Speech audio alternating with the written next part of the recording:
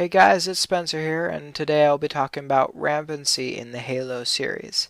It's not really verbally referenced as much as it is shown until you get to Halo 4, and then it is the main subject of the game. But it actually all began in Halo 1 with 343 Guilty Spark. He could have been considered rampant because he was more human than robot, and he was following his programming, but he wasn't afraid to stray if need be. It eventually moved up, so some of the backstories and books contained rampant AIs, such as in the Battle of Harvest in 2525, there were three rampant AIs. There was Sif, Mac, and Loki. I don't know their backstories. You're gonna have to look that up or read the book.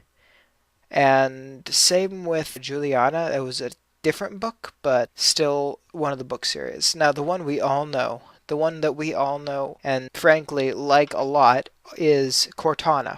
Cortana became rampant in Halo 3, or that's when it started emerging. Now, she had early onset rampancy due to conversing with the Gravemind and being stuck in that ship for so long. And when Master Chief retrieved her, she was kind of messed up in the head for a while. She sorted everything out by the end of Halo 3.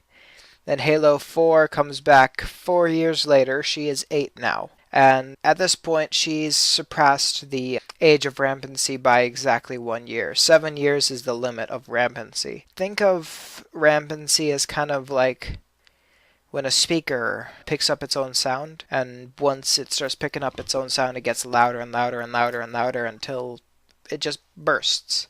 That's kind of how I think of rampancy, and that's just how it works. Anyways, it's almost kind of like human death. It's something they don't want to acknowledge at first, but it's something that's happening. In fact, there's a couple stages. It goes, it's not exactly the same as human death, but it does resemble the death model. It goes denial, anger, bargaining, depression, acceptance.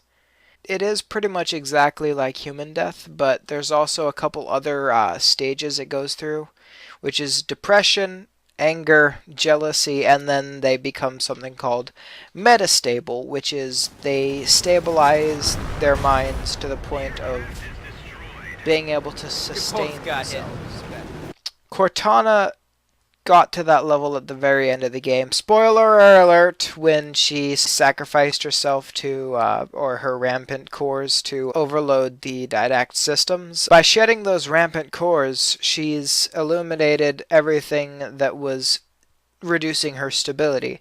She became stable. Only thing is she used the remainder of her power to protect John from a point-blank nuke. More about that later. And eventually save his life when he was picked up later on. Very, very sad moment, by the way. And there were a couple more Forerunner ones that are once again mentioned in the books.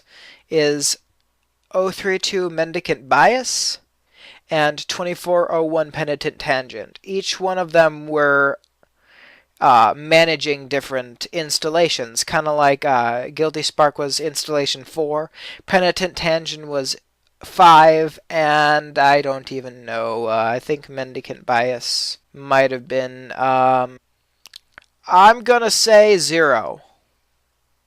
Hold on, let me just check this real quick. Oh my gosh.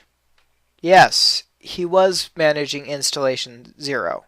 They're similar in the fact that they were both isolated for hundreds of thousands and thousands of years. But the difference between Mendicant Bias and Penitent Tangent was Mendicant Bias, he was corrupted quicker because he was in direct contact to a Gravemind, and we all know how Gravemind plays mind tricks based on how he screwed up Cortana so easily. So that is that. Thanks for watching. I will make another video shortly, hopefully. See you guys later.